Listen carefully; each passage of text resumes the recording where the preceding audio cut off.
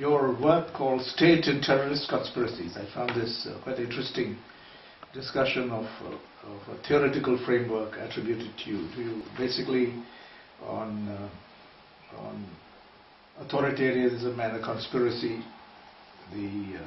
how a system, powerful system operates, it needs to put things on record, it needs to communicate internally, and the role of leaks in this. Is there an update on this, on your theorizing on this? Yes, I have. I mean, that was just a small discussion paper for some friends who are involved in talking, and sort of game playing what would happen when WikiLeaks really went into action. Would it be the case that powerful organisations that were exposed would simply take everything off paper?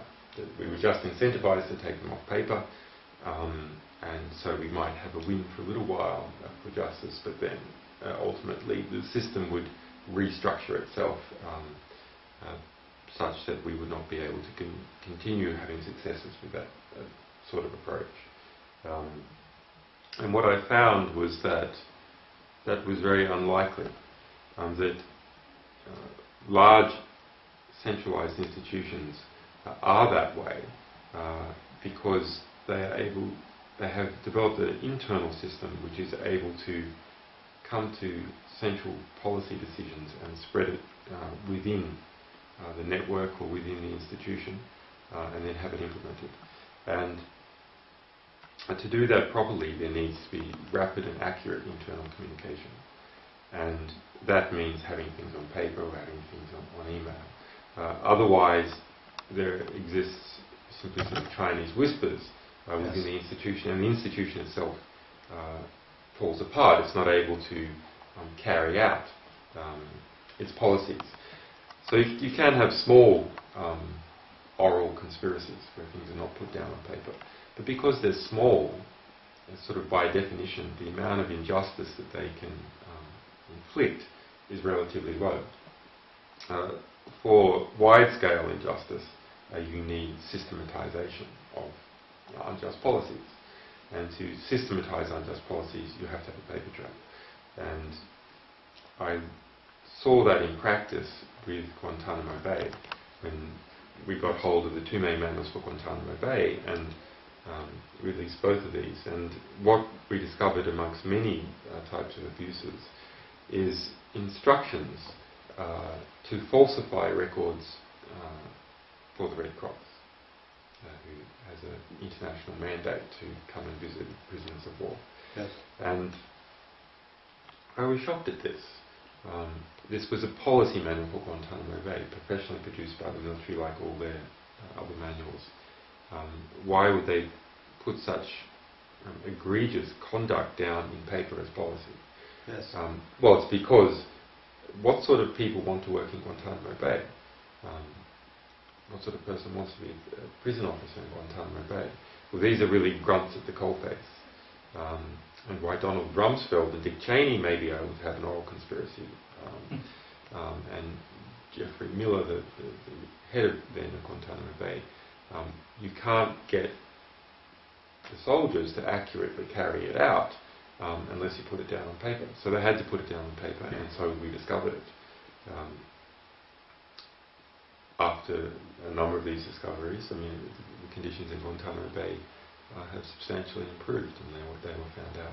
So, in a regime of free transfer of information and robust press publishing rights and abilities, I have to say, that really it is the ability to robustly publish by having a transnational operation like we do, or very fast publishing because of the internet, or cheap publishing, that creates the ability of a publisher to go on. That sort of regime means that organisations that are engaged in plans for unjust conduct or to cover up conduct that they have been engaged in that has been unjust are caught on the horns of a dilemma. On the one hand, they can take everything off paper or most things off paper, or some things off paper, or lock things down in expensive security protocols and safes and encrypted transmissions.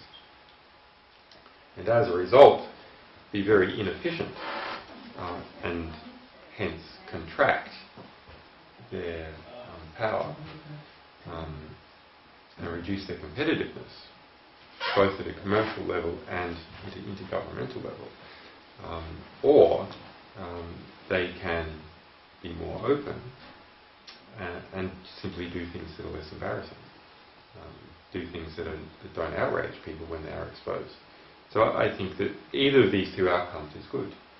Organisations can reform to be more just, and then we have more just organisations, or they can reform themselves to engage in actions that are more just, and reveal any unjust actions that they have done very quickly to the public, or they can simply lose their importance and influence as an institution. So I think that's quite a good choice. Of course, we're still a long way from that being an enforced mandatory choice for everyone. But that is the way that we are trying to push things, and we are succeeding in some areas.